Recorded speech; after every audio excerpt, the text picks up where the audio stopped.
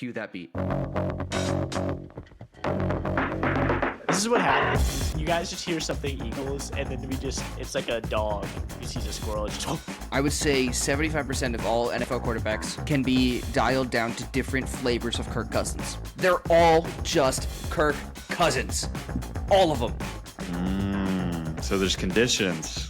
No, I absolutely understand do not draft list. If someone's on my do not draft list, I'm not drafting him.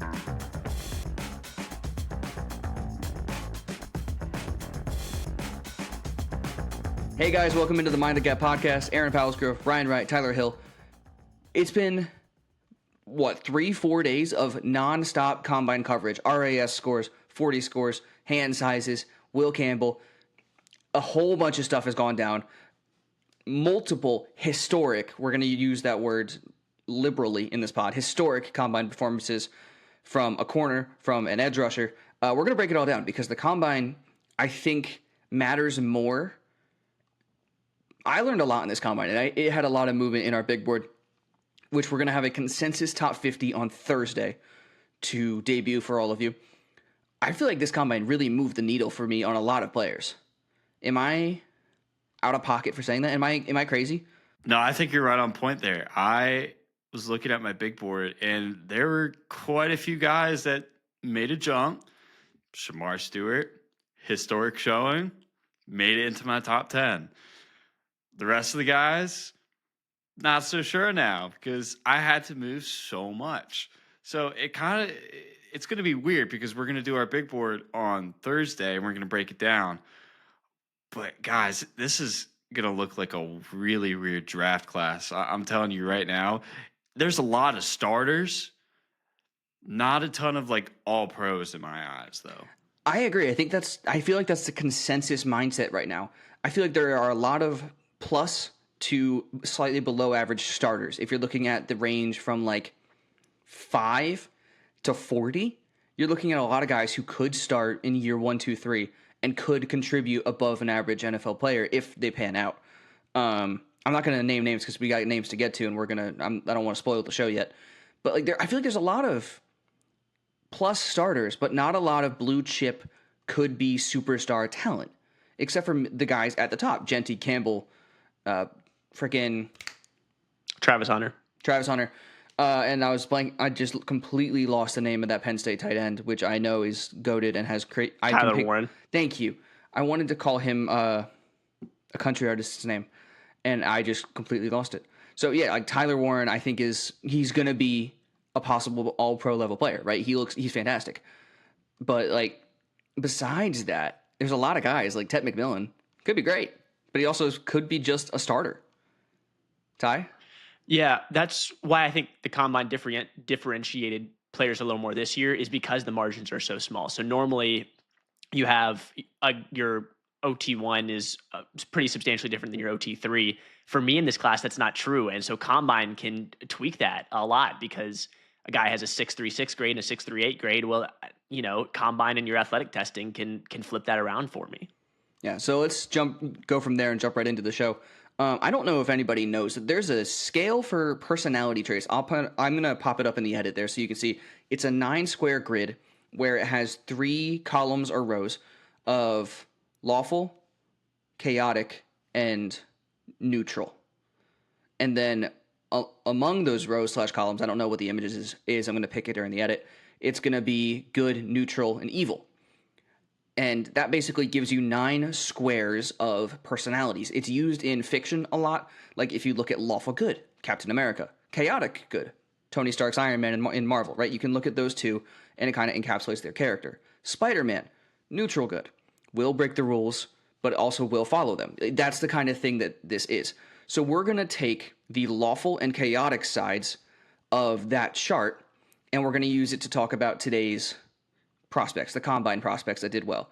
Lawful being things we expected. Chaotic being things we didn't, something chaotic. And then good, neutral, evil, how did it affect their stock? Was it good for them? Was it neutral? Or was it really bad? Was it evil? Did it really hurt their stock? Did I explain that well enough? Yes. Excellent. So, yeah, I like it. Because, for example, chaotic good. I didn't expect this thing to happen, but very, positively impact this player. Yeah. What's your chaotic good? Let's jump right in. So mine is going to be Jaden Higgins, wide receiver out of Iowa State. Big guy, prototypical X receiver. You will put him on his own side in the formation, and he'll just go and win at all levels of the field. I expected him to test well. You can tell on tape he moves, he explodes out of his cuts. Very, very sudden guy, especially for 6'4", 214. Really didn't expect this level of testing though. 39-inch vertical, 10.8 broad jump, 4.47 on the 40. Guys, that is amazing. Gives him a 9.87 unofficial RAS score. Also 33-inch arms. Guys, that's tackle arms for a receiver. Overall, I don't think this combine really could have gone any better for Jaden Higgins. I think he's sneaking his way to be an early second round, but maybe even, depending if a team falls in love with him, could see him sneaking into that back end of the first round. Yeah, I agree. I think the 986 RAS score, it's not a catch-all number for if a prospect's going to be good, but athletically it does matter, right? You need to combine a good RAS score, a good relative athletic standing score, along with on-field, on-film traits. And I mean, I didn't expect to see this good of a showing from a receiver who I think we all knew was kind of traitsy, right? He was a good player, but for me, he was just a second rounder, right? That's all I had him, and this forced me. It was like it took a bat and hit me in the head, and it was like, hey, this is more than a friend. It knocked me out of the friend zone with Jaden Higgins. That's where I'm at. Still a second rounder though. I Probably, in my head, yes. in my head, he Okay. moved up from pure second round tier to late first, early second round tier. I don't Like think he's gonna. Sorry, I was No, go saying, ahead. like, big board preview. Where is he at? I had him in the 30s. I know for sure. Like, Yeah, that seems yeah. about. So I have him at 34 right now in the big For board. me, I would he's say in that's a second round pick. For me, he's in that third tier of receiver, right behind the Tet Luther tier, and then my tier 2, which would be Golden Emeka. You know, he's almost in that Matthew Golden, Emeka Egbuka tier, Trey Harris tier of receivers. So he'd be close. Because his tape, guys, is just so beautiful to watch. Yeah. He is such a developed receiver. So that's why for me it's so big to then pair that really good athletic testing with that. Yeah, 4.47, a 39-inch vertical, 10.8 broad. He just is explosive, and that's something you need at receiver. And I'm going to take that, and I have a receiver that I wanted to talk about. And if we're talking chaotic, my chaotic, my lawful evil, not chaotic. Lawful evil is Tez Johnson. Because, Yep. Ryan, you're making a face. That wasn't lawful evil. That was chaotic neutral. Okay, why is that? Because I don't think anyone expected it. We knew Tez Johnson on film was an average speed. So I'm not knocking him for it. But what I'm going to knock him for was that blabbermouth on the podium saying that he was going to be one of the fastest receivers in this class. For me, I don't know what happened, if he just had his own little hand timer up in Oregon and it was off of a few seconds. Does Dan Lanning cut a few seconds off 40 times? Maybe. For me, the reason I have him at lawful evil is because I expected this result, and I think it hurts his stock. Because if you're gonna be, what is he? If you're gonna be 5'9", 150, the size of my right thigh, right? That's a joke, but I mean he's small, right? If you're gonna be 5'9", 150, you have to have blazing speed. I'm talking leaving your cleats at your starting position because you ran so fast they fell off. Barry Allen-esque speed, Wally West type crap. I need to see something elite if you're going to be that small and that slim. And a 4.51 is not that. It's not good enough. And so for me, I'm just like, was already low on Johnson, thus the lawful. But this does hurt his stock for me. And now he's definitely a late second, early third round receiver. And he's very close to being on my do not draft list. Just complete and total stay away. I wouldn't say that much. My concern, yes, it's the same as yours. I would put him in the same tier as Xavier Restrepo. very mid third rounder. Yes, it hurt his stock a little bit, but it's minimal. It's not something, it's the end all be all. You know what you're getting with Tess Johnson already. There was nothing that he had to go out there and prove to you in this combine. And so, yes, I do see what you're saying now as what you were saying as it's expected. I guess you could sway me there then, because we knew on film one thing, he showed us another at the combine though, so that's why I said it was surprising. Is he said one thing, we got another, but I see what you're saying. I agree with you. Ryan, did you had him as chaotic neutral for Tez? Yeah, that's thinking back to it. I could actually flip flop either way, but one person I do want to talk about, since we were talking about chaotic good. I didn't give you one name pre-show because I wanted to keep it in my bag, but I have two names here because I genuinely could not decide. Bashal Tutin, running back out of Virginia Tech, performed amazingly well, so well that now he's being talked about as a second-round prospect. So he had one of the fastest times as a running back at 4.32. His 10-yard split was pretty good at 1.49, vert of 40 inches, broad jump 10.10, and at 20-yard shuttles 4.41. Dude was blazing with speed, but he's 5'9", he's 206. Can he really make it in the NFL? Typically, yes. We've seen some running backs that are smaller in size perform at high levels in the NFL. Another guy that I wanted to throw out there, Jalen Milroe, needs to come back into the conversation. I don't know if dude was like pumping like plastic surgery stuff into his hands or something just to make him grow. He was getting hand massages. Haven't you heard? No, I think he took. There's an guys that IV. get hand massages. I think he took an IV and just pushed, like, just took a basketball pump and just pumped up his hands and inflated them larger. That's my headcanon. It's crazy. 5/8 of an inch difference makes a big difference for draft stock purposes, especially for those that are questioning if you should even be a quarterback. So now I'm going to start considering Jalen Milroe as a second-round quarterback in this year's draft. It does that much for you? I think it does. 5/8 of an inch moves Right, the yeah, needle you for went you from that saying much. he was Taysom Hill to I know. second-round quarterback now. Does I size think matter that much? he's same level. I'm sorry.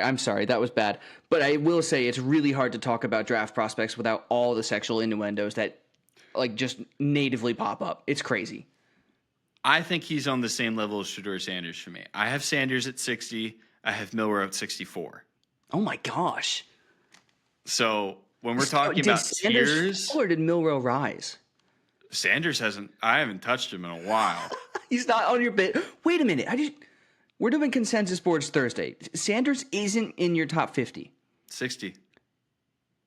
This is gonna really hurt our board. Aaron, okay. We talked about it the other day. Dude literally cannot throw it down the field. Has like a 44% completion percentage from like behind the line of scrimmage. It's so skewed. I'm pretty sure it was 44% of his throws were at or behind the line of scrimmage. Yeah. That's it's a heavily skewed number. But let me cut you off there because this is amazing accuracy. Hold up. No. Amazing ball placement. Ryan. Dude Thursday, cannot Ryan. throw it. Thursday, I'm putting a pin in this conversation. We are going to resume this on Thursday. It's going to go in the rundown as the Shedeur Sanders conversation. He should not be in our top 50. I have 50 guys on this board better than Shedeur Sanders. That's great. He's probably going to Tyler. He's in mine at least. Tyler's in yours. He's going to be in the top 50.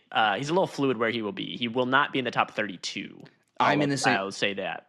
I'm in the same boat. But I don't actually think we're going to be that wildly far. I mean, 60 is kind of low, but I don't think we're going to be that.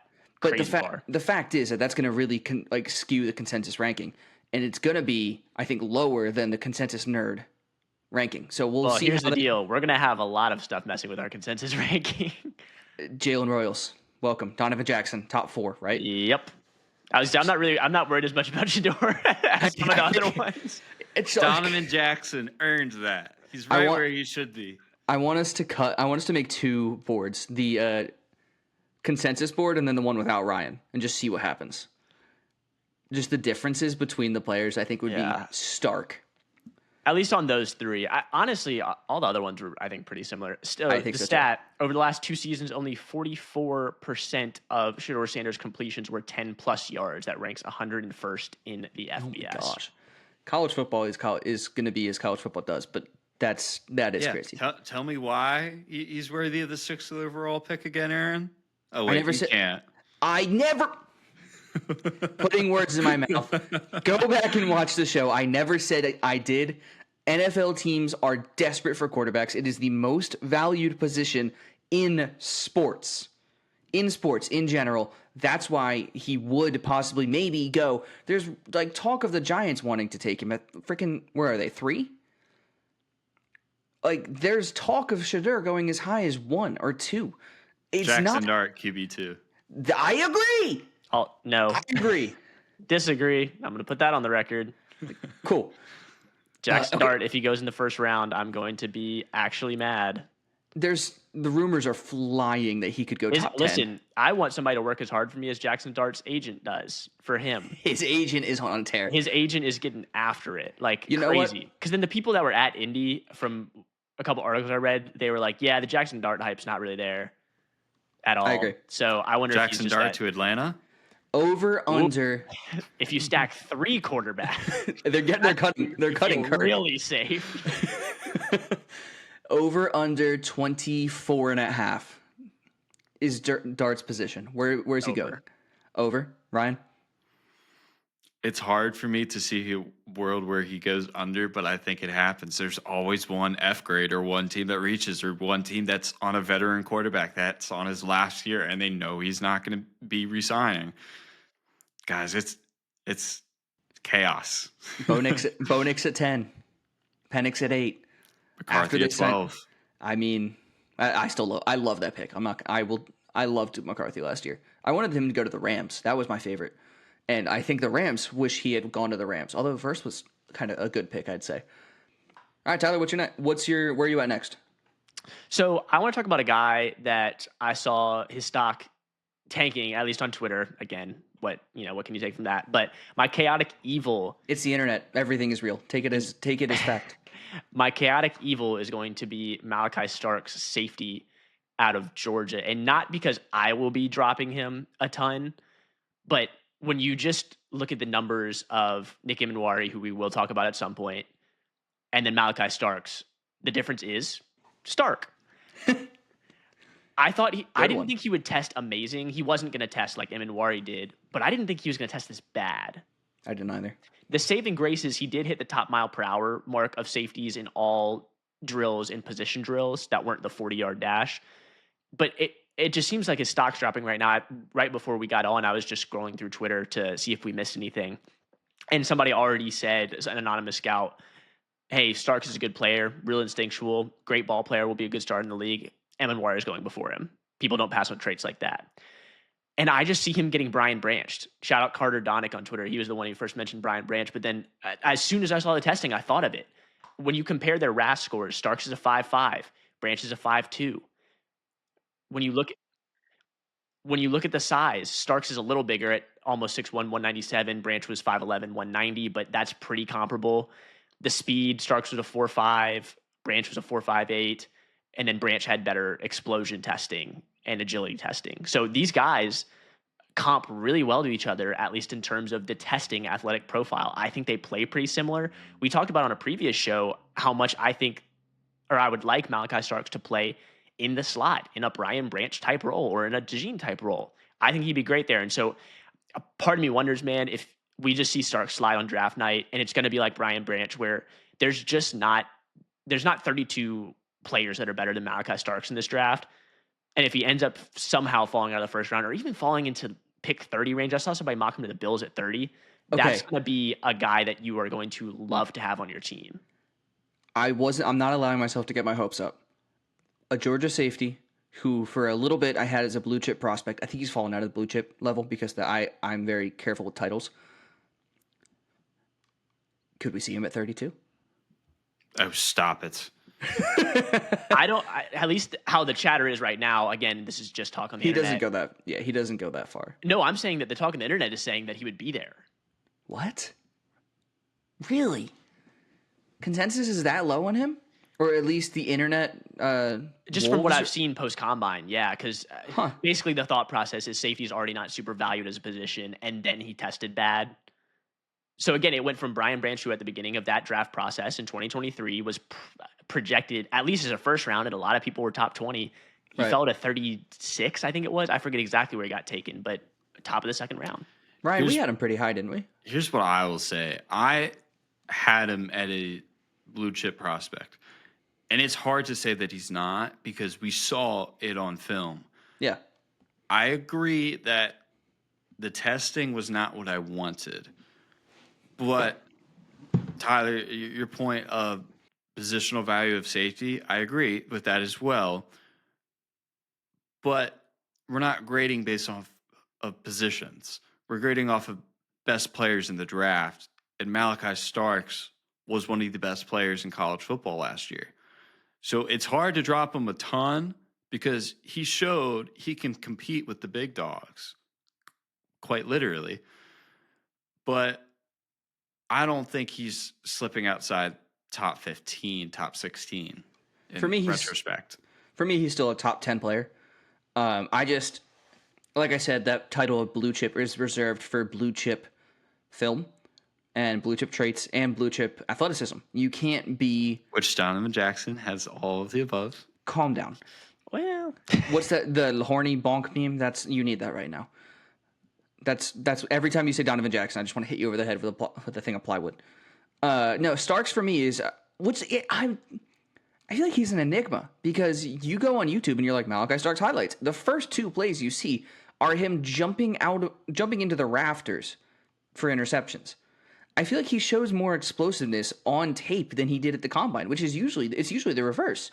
totally agree. Well, that's where I mentioned that he hit the top miles per hour in all those drills, and he looked really good in positional drills as well. Really smooth, fluid guy, nice hip, the way he's able to rotate and flip his hips, good feet. Because I don't think this matters.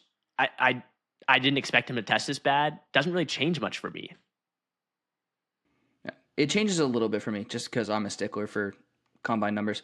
But that's entirely how I evaluate players. And I know that that's kind of crazy and I should stop that. No, well, because it probably takes him out of being a top 10 pick for sure. But so there's some movement there. Okay. So I'll go next. We were talking earlier about, I think were running backs mentioned? I don't know. That might have been a bad segue. Anyways. Well, no, Ryan talked about Tootin. Right, Tootin. I just like this running back class in general. I think that we had a very talented running back combine, and there's rumors and whispers of Omari and Hampton going above Genty, which I think is blasphemous, I got to be honest. Genty is still RB1 with a bullet. But Hampton, I mean, a 916 unofficial RAS score, 5'11", 221. He benched, which I don't think we saw a lot of guys doing, but put up 18 reps on the bench press, as well as a 4.46 40-yard dash at 220 with a 10-yard split of 155, both of which are in the top 80, 85, 90 percentile. And then vertical 38 and a 10-10 broad. That's a fantastic combine for Hampton. And that's not that's not even that he wasn't alone. Caleb Johnson out of Iowa had measured in at 6'1", 224, and then ran a 4.57. Quinshawn Judkins out of Ohio State, one of the two explosive Ohio State running backs with Travion Henderson, ran a 4.48 at 220. I don't have Henderson's numbers in front of me because I can't find them, which is really annoying. But Henderson also had a fantastic combine. It was just all across the board. I feel like receivers or running backs were blowing other positions out of the water with pure athletic performance. I really like the athletes in this class. And I feel like there's a lot of really good early day 2 running backs that I feel like could really benefit from ending up on a good team. And Daniel Jeremiah had a really good quote on the broadcast. I really liked it, so I'm going to steal and try and paraphrase what he said. Drafting a running back is difficult because bad teams try and draft a running back to fill a hole. That's not how and why you draft a running back. Running backs should be dropped into an offense that is already built around them because they are such a need-heavy position. You need a good passing game and you need a good offensive line for your running back to flourish. So bad teams should not be drafting running backs. Good teams draft running backs, which is why you see players like Jahmyr Gibbs and Saquon Barkley have the seasons they have. So I think I'm curious to see how many running backs we see go in the second and third round, but I wouldn't be surprised to see a massive run and 5 or 6 guys go within like a 30 pick range. So for me, that's, where do I have that? I think it's chaotic good. Or no, lawful good. Lawful good. We expected a good running back class, and we got a really good running back class. I had Judkins as my chaotic neutral because that is the fakest 4.48 I have ever seen. Quinshon Judkins does not run a 4.48. I'm just saying it right now. I have seen that man get hawked down too many times when he has 10 yards of gap in between him and a DB. That's just because he runs 50 yards on the field. That last 10 yards that they just didn't measure. Just absolutely fake 40-yard dash numbers. The explosiveness I see on tape, for sure. He's a very explosive guy, got burst for his size, and I still think he's a good running back, but I wrote down, if this is what's moving you on Quinshon Judkins, him running a 4.48, I got bad news for you. I hear you, and that's fair, but that doesn't go with the narrative I'm trying to push, so I'm going to ignore it. Well, hey, my lawful neutral is Shamar Stewart. And I say this in a point of view of, we already knew he was an athletic freak. I don't think anyone was surprised that he tested well. So we go to his RAS score, 6'5", 267. Vert was 40. Broad was 10'11". 40-yard was 4.6. And 10-yard split was 1.58. Arm length was up there. Hand size also up there. Dude had a 9.99 unofficial. What's crazy is his vert of 40 inches is top 10 for the entire combine at 267 pounds. That's insane. So I say it's neutral because everyone knew like Scorton and Stewart were limited in the passing game because it's a run first at A&M, and you're committed to your assignments. Now that's also still a question mark for, okay, but 1.5 sacks still isn't eye-catching. Are you going to be able to produce at an NFL level? I guess that goes into what system are you in? Where are you playing positionally? Tyler brought up him playing the 4-eye. So, again, all these things are going into it. But, yes, he had a fantastic performance. We knew he was probably the second best edge player in this class. I don't think that changed. But some people definitely want to push the narrative that Shamar Stewart should go top 8. I'm not opposed if the Panthers pull the trigger, but anyone above 8, don't even think about it. I think the Panthers are the highest team that makes sense for him, right? I think there's need. I think that he would look good in Carolina Blues. I just love their uniforms. Also, they got fantastic uniforms. 4.5 sacks in 3 college seasons is not something you want to see in a top 10 pick, though. Granted, Danielle Hunter, who is currently, I'd argue, top, 7 edge in the league right now. He's playing really, really well for the Texans after getting traded. Free agency. That was a free agency swap with Grenard and Hunter. They just swapped teams. 4.5 sacks over 3 college seasons. Same number, same amount of years, and we have an all-pro level edge rusher producing. I think Shamar Stewart, I'm leaning, he is more likely to succeed and become a plus starter than he is to fail, which is the reason I'm going to have him in my top 10 because of that raw athleticism. I think a majority of it also comes down to his plan of attack. I think that was one of the things I knocked him a little bit on, was didn't really have a second or a third move in mind if your first doesn't work. Right. So obviously all of that can be taught. So I'm not hopping on the don't draft Shamar Stewart wagon at all. Don't get me wrong. He's literally my 10th best player in the class now. But again, that was just a lawful neutral thing that we expected. Yeah, and if we're talking lawful neutrals with top 10 picks, Will Campbell for me. Will Campbell's arms were a little shorter than we hoped and wanted. What did they end up with? 31, right? 32 and 5/8, I want to say. 32. Okay. I believe that's So, correct. Yeah, that's not tackle arms. That's not the kind of arms you want in a prototypical tackle. It's a 34-inch rule. You want guys to be able to keep defensive ends at bay with a stiff arm. And you struggle with that when your arms are going to be shorter than the arms of the defensive ends that you're blocking. So Campbell really, that was the moment where you begin to question, is he really a tackle? And for me, if he plays interior or exterior, that doesn't move the needle because I think he is a dominant pass protector. And for me, if he plays interior, where'd he end up measuring? 6'6", right? I think he's built to be a guard. I'm not going to lie. I feel like I was holding out hope that he could play tackle. That arm length really did it in for me. And so for me, it's not unexpected to see this, but for me, he's just moving positions, which I think it changes. I don't think it changes where I have him in my rankings. He goes from tackle 1 to guard 1, but for me, he's a full-on just O-line prospect instead of offensive tackle. Donovan Jackson, guard 1. No. Campbell's much better than Jackson. Much. So I think that gets rid of all my lawfuls, actually. That's kind of crazy. Lawful, good. Yeah, that gets rid of all my lawfuls. All that's left is chaos. Perfect. I hit some of my chaotic, so I'll go ahead with my lawful neutral. Keep it somewhat positive. That's gonna be Gray Zabel, interior offensive lineman from North Dakota State. He just continues to have quietly one of the best pre-draft processes of any of the guys here.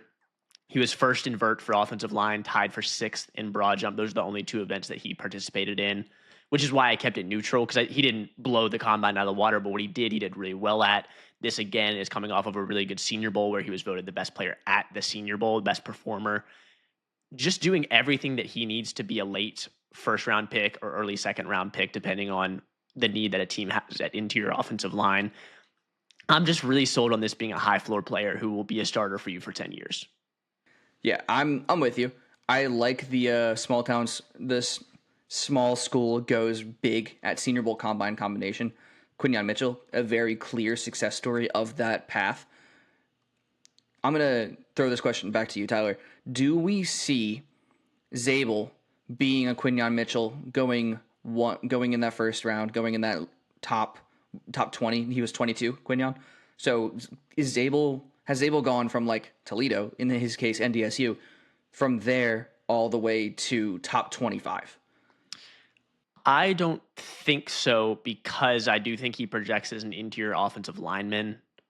Teams don't value that a ton. And then also I think he's that level of player, just raw big board wise.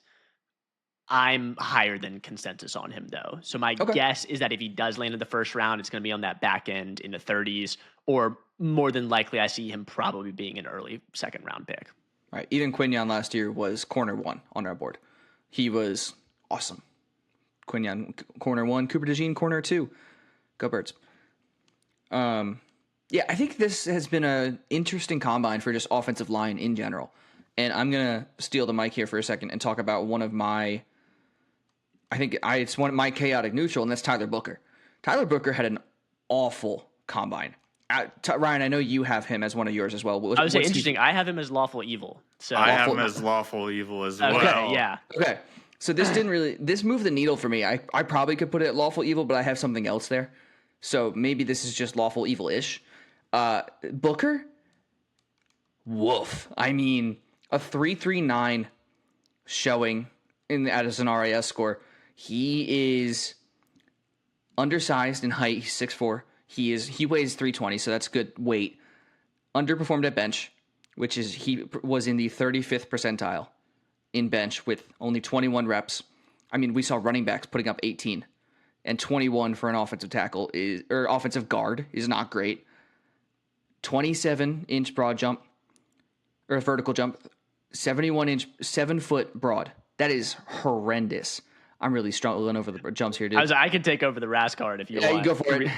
So 5.38 40-yard dash, 4.84 shuttle. That's both under the 50th percentile, and then 7.96 for the 3-cone that is just above the 50th percent. Arm length was the one thing that he did have in hand size, 34.5-inch arms, 11-inch hands. I wish that he could flip with Will Campbell, but that's a different story. We need to talk about his 10-yard 10-yard split. split. Yeah, because that was in the 11th percentile. under 12 percentile. Tyler Booker has made it. He's done it, guys. He has officially made the list. Do not draft. This is the only kind of D&D. Whoa. I don't know if I'm going there. He was the reason I he had was this in, like- as lawful evil is because he doesn't play well in space. That was one of my first notes that I wrote down when I was watching him. Alabama all the time tried to pull him on QB power and QB counter and things like that, and he just couldn't get out there because Milrow runs probably like a 4.25 or whatever he runs. I'm But still sad we didn't get to see him. Did he run? no, He didn't. no. That's so disappointing. I No know, one that would've runs been who you so want to fun. see run. I think he'll do it at the pro day is my guess. But Yeah, because he can break the numbers then. yeah, hand time. Yeah, I was editing my big board, and I actually had to take him out because of this. Booker?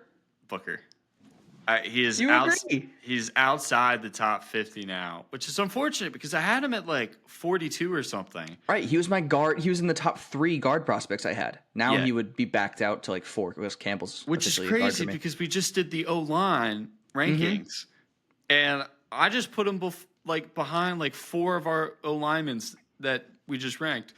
So it's hard to see him go, but I would absolutely take a stab at him at the end of the second round if he's available.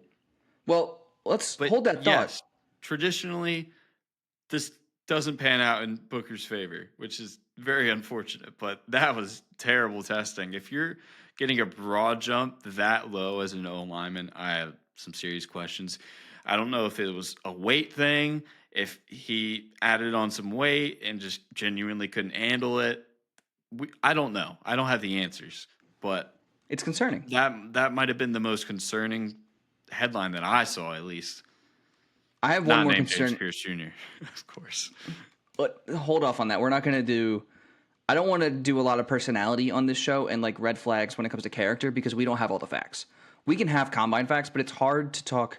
If anyone wants to look into the James Pierce Jr. character concerns, that's fine. Have at it on your own time. I'll report what other reporters report though. Right, but it's hard to do. I don't want to talk crap on just a college kid when we don't have all the facts. I know. It's hard. We did promise on Thursday's show that we were going to talk about offensive line and how much the combine changes what we're looking at. Like, for my offensive line rankings, I haven't touched them since Thursday. This is the list I used then. I had Will Campbell 1 in a tier of his own as a tackle. He is now just Will Campbell, offensive lineman. Josh Simmons, Armand Membu. I'm flipping them immediately. Membu had a fantastic showing at the combine, 998 RAS score in the top 98 percentile of tackles with a 4.91 40-yard dash at 332 pounds and a vertical jump of 34 inches with a broad of 9 feet 7 inches compared to Tyler Booker's 7 feet. Come on. Like, Membu killed it with a 10-yard split in the 91st percentile, 1.7. Balled out. He was great. He's my tackle too. He might be my tackle 1 if we're considering Will Campbell purely interior, which I don't think we are. But Membu is a dog, and for me, a lock for the first round. Donovan Jackson had a good day. Booker stunk. Kelvin Banks Jr. also had a very good day. I'm pulling that up now, if I can find it fast enough. There it is. 825 RAS score, which top 82 percentile. A lot of yellow on this RAS card with a 5.16 40-yard dash, but at 315 pounds. A vertical jump of 32 inches and an 8-foot broad. It wasn't the best, but I don't think that it moved the needle for me at all. And then Anthony Belton out of North Carolina. Another really good or half-decent RAS card. 336, 6'6", with 33-inch arms. Looks pretty good. I feel like we promised to say how much the combine moved the needle for us at offensive line. I feel like there's a very limited amount of players that actually moved, and that's like Campbell and Booker. Yeah, if you flop, it's going to be drastic. You should at least be pushing for average. Booker couldn't even make that. If you're in the tens of percentiles, Right. But, Like you're struggling. Zabel, who Tyler talked about, did great. He's another guy who's going to move up. I think there's a tier of guys, and we were talking about how much they can move around each other, and they have. There's been a lot of moving and shaking. Yeah. I actually misspoke. Booker was my my lawful evil. I kind of thought he was going to score low because, like Tyler said, dude was just slow. And we couldn't really pinpoint why. I guess it's lower body strength. It's just not his deal. And Which apparently is upper kinda body because he also concerning. benched 21. Well, so here's the thing. So what is he good quick. at? No. He's quick in his stance, and then he's really strong pushing guys. Think sled drill. But I wrote this down, and I saw this. Lance Zierlein from NFL.com saw this as well. When he pushes guys, it's not him exploding and blowing guys off the ball. It's boom, hit, and then I'm just stronger than you, so I'm just going to drive. That So- doesn't explain the broad jump, though.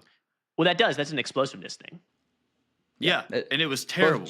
Both jumps are both. Right. I'm Tyler's saying he's not his- explosive. Right, his strength doesn't okay. come from explosiveness. It comes from He's just strong. Like I'm persistent- sure he probably squats like an insane amount because Right. he's able to leg drive I'm really people curious. all day. That weight alone would tell the whole story of where his power comes from. Agreed. Because I can't put my finger on it because, I mean, I already closed out the tab. How much does he weigh? He's 321. He needs to get that up a little bit more. But Agreed.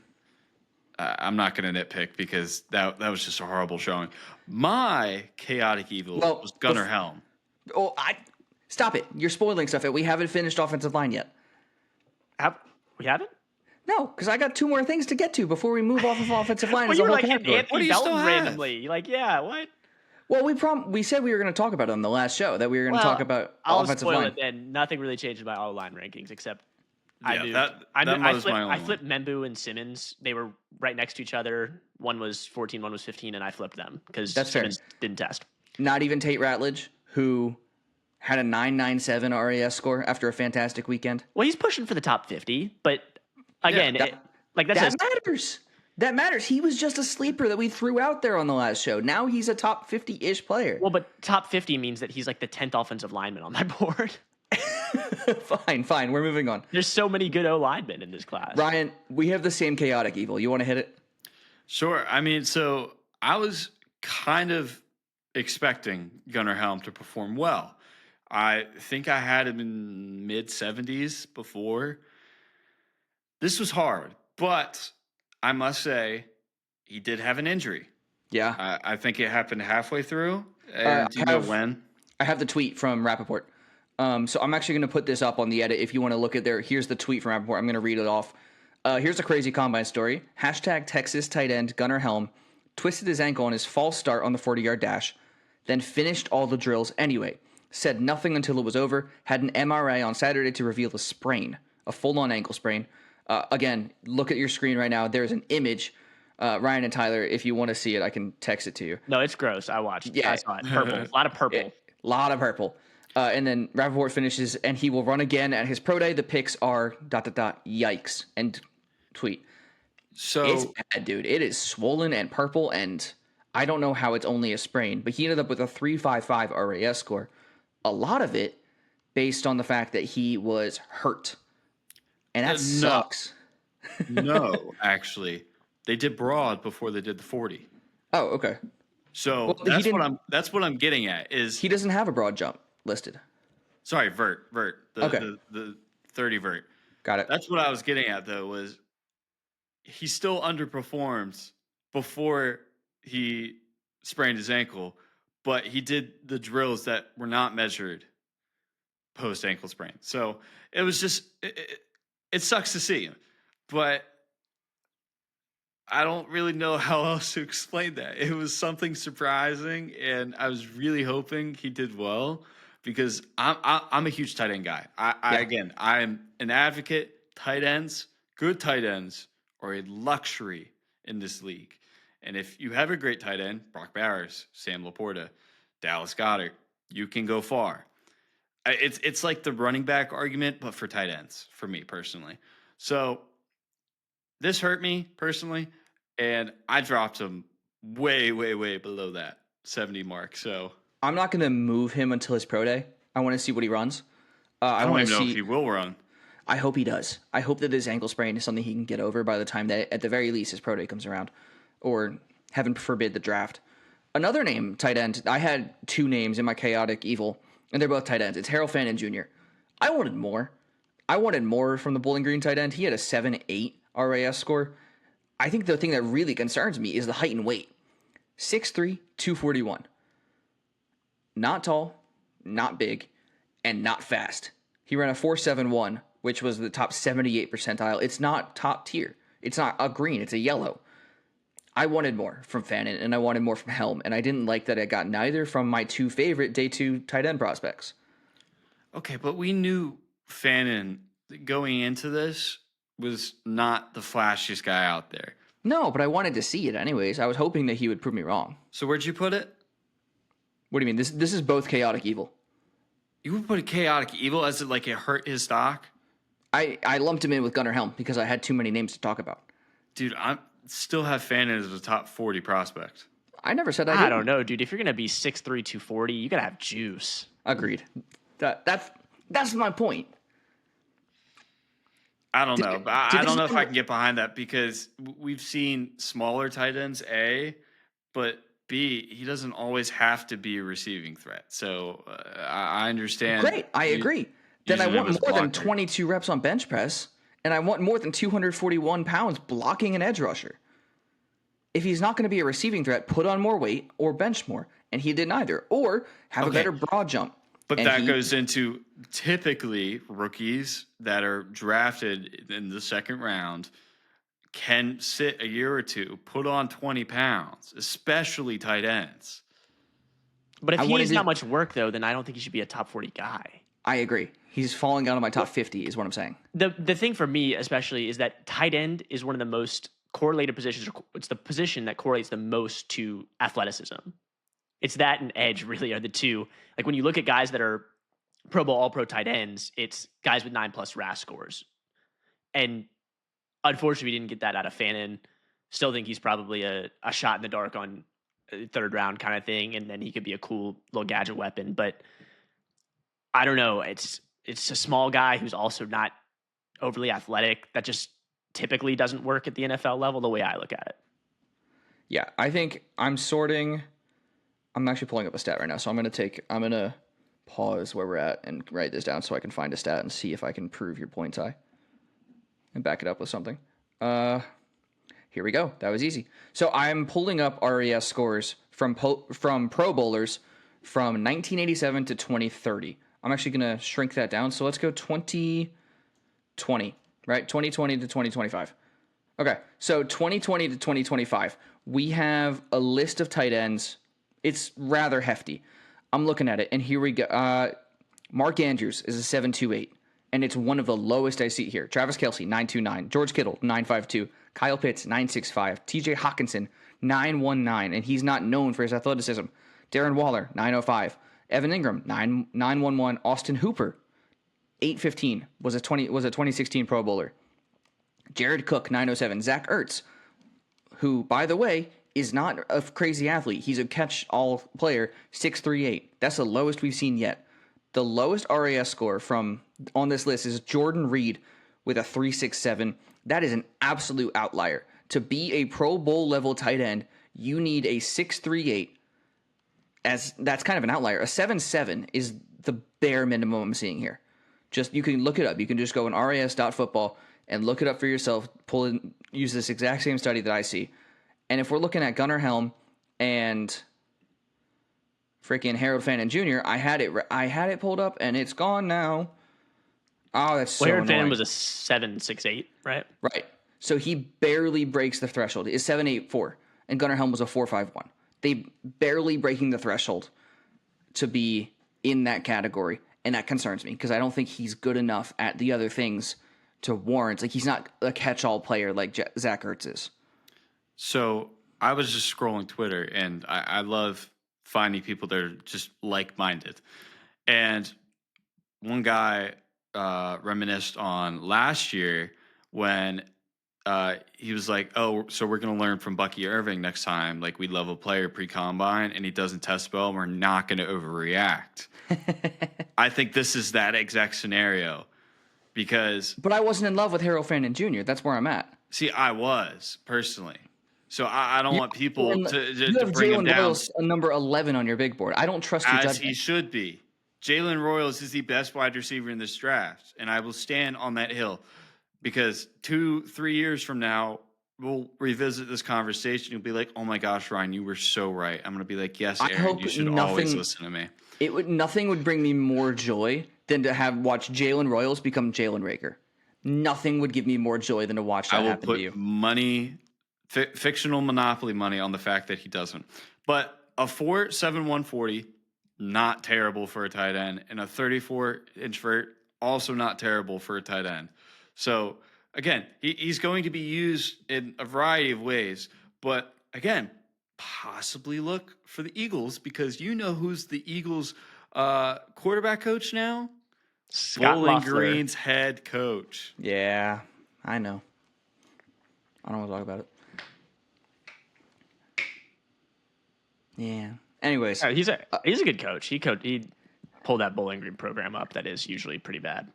do either of you have? He's feisty. I've seen a few clips Yeah. of him getting into it with the refs. That's the kind of energy Nick Sirianni needs on the sidelines. He's a good coach, man. I'm telling you, he's a good coach. I don't know if Nick Sirianni needs any more energy on the sidelines. I don't know how that would go for him. We'll but talk I do think more about tight ends on the big board show. yes. You guys, it says I have it down. You both have lawful goods left. Is that correct? Ooh, I believe I do. I can hit it real quick. Well, we have the same lawful good, I'm pretty sure. We were talking about it pre-show. That's Nick Emenwari, safety from South Carolina. Break it down. Dude, so 10-10 unofficial RAS score as of this morning.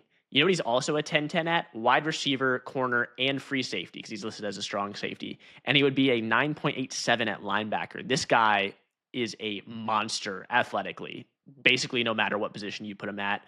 I put him as lawful good because he was supposed to test well, but man, I didn't expect this level of testing.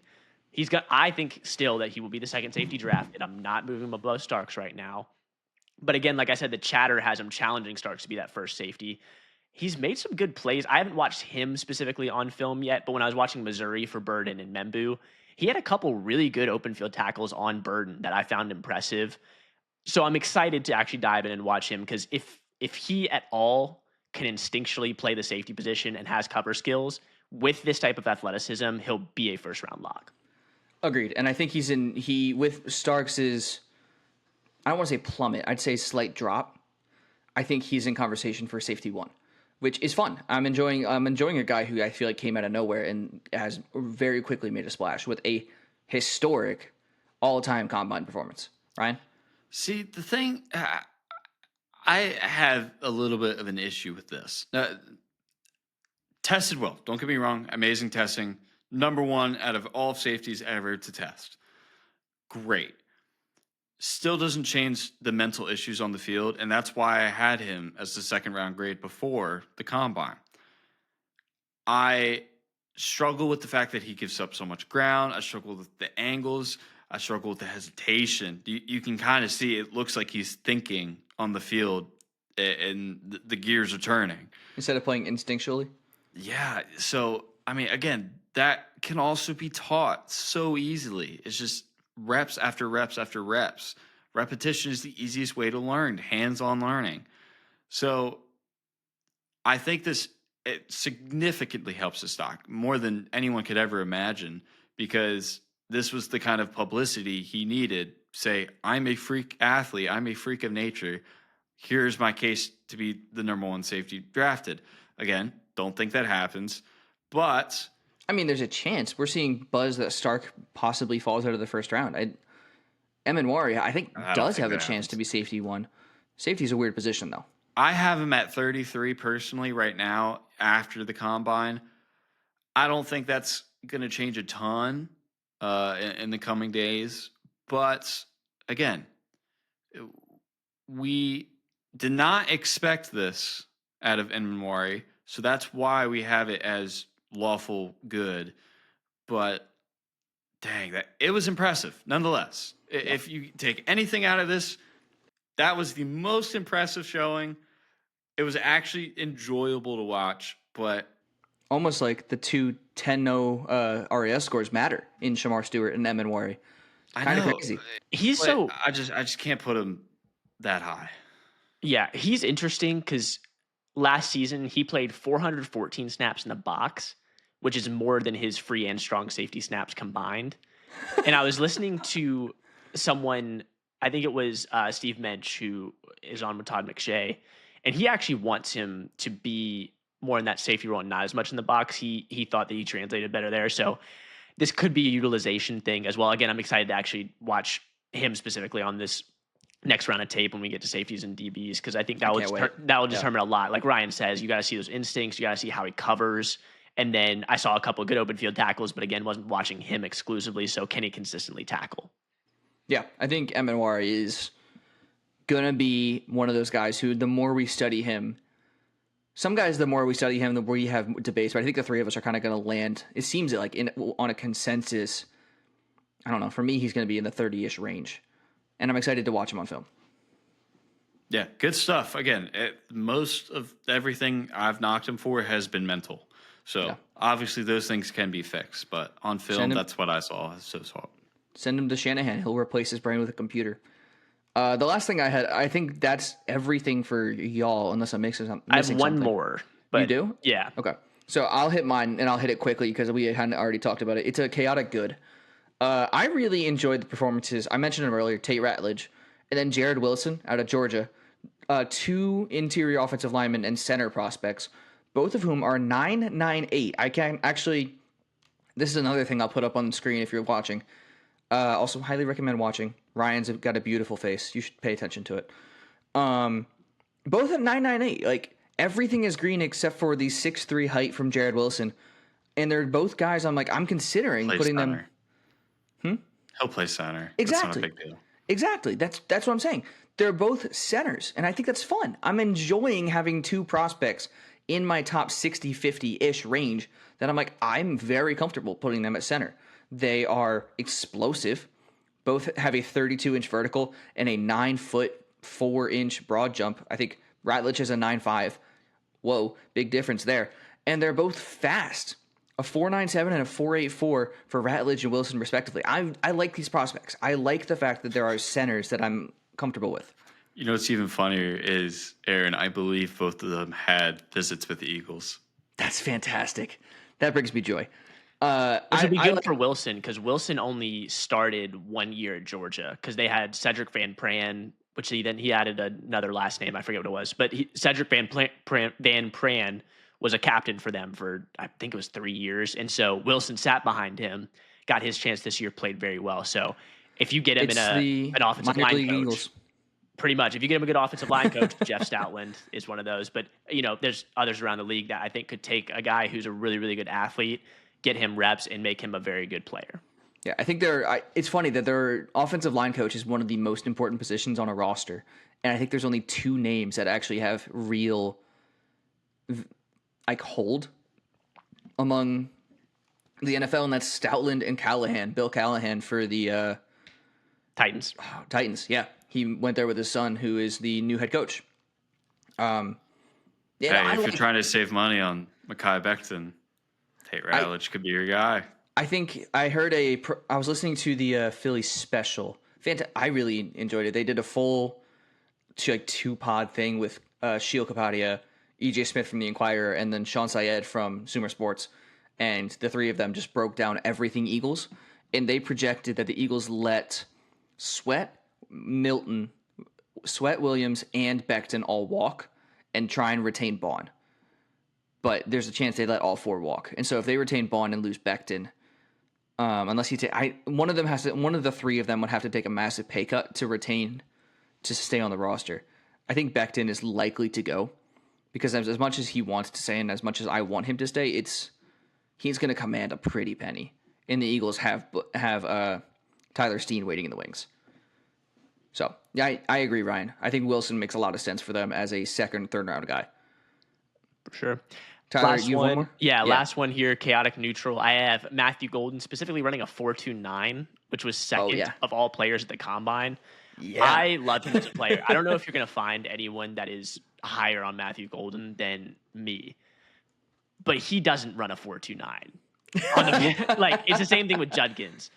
He doesn't play at a 4.29. I would have guessed if you had asked me before the combine, he would have been high 4.3s, low 4.4s, which is plenty of speed. Mm-hmm. Not 4.29. He's not running like that with Xavier Worthy.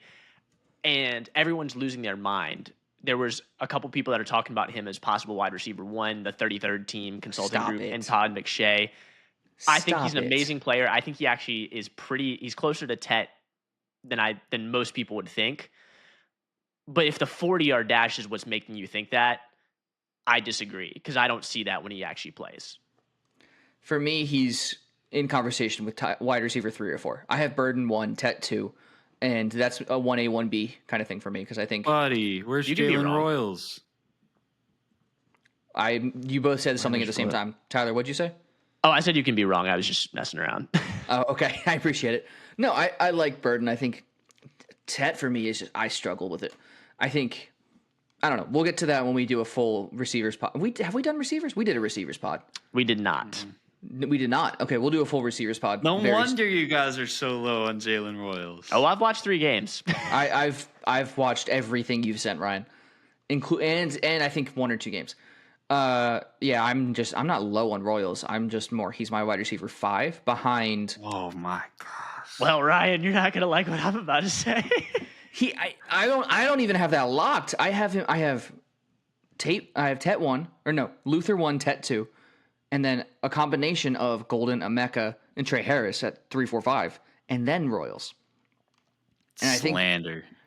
Well, he's my wide receiver 9. Oh my gosh, dude.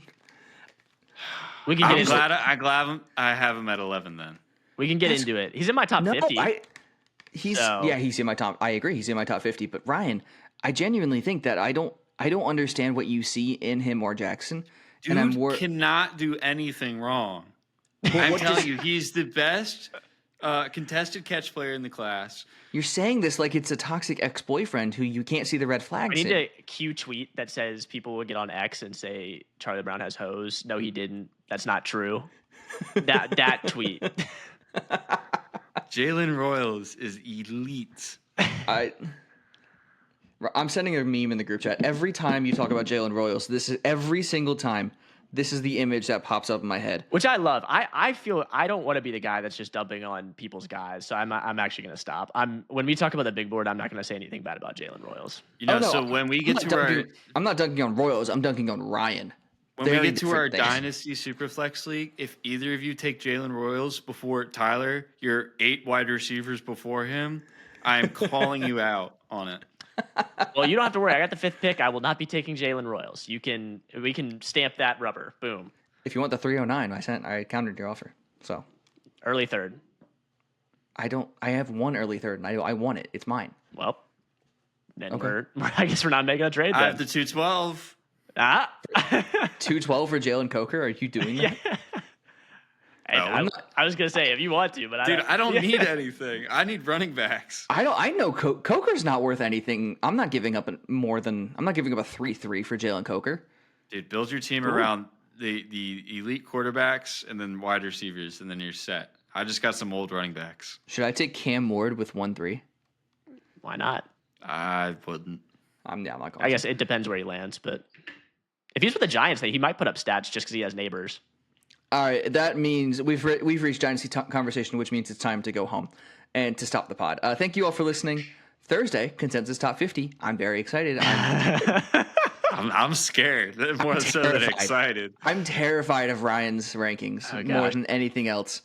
This is in college. I did 2 seasons ago. I worked with Ryan to make a consensus board, and then last season I worked with Tyler and our buddy Connor to make a consensus board. I've never worked with both of you, and you've never worked together. Ours was solid. Yeah, and mine with Tyler's was solid. I'm very proud of both results. Well, you had Jaden Daniels at 20 or something. What was it? We had him at 15. Yeah, I stand by why I was scared. I was wrong. I was wrong, but I was scared for good reasons. And you're going to be wrong about Jalen Royals. So okay, but we had Cooper and Quinion at 8 and 9. Like, Thank you. Also, we had Drake May at 2. Like, we had Right. big neighbors at 5. That, I think we had plenty of hits. We did. We were it's a good board. And if you want to review it, I'll publish it later. I think it might still be out on the Lightwork website if that's still active. I'm terrified of our board on Thursday. So let's see how this goes. Thank you all for listening. Mind the gap on your way out.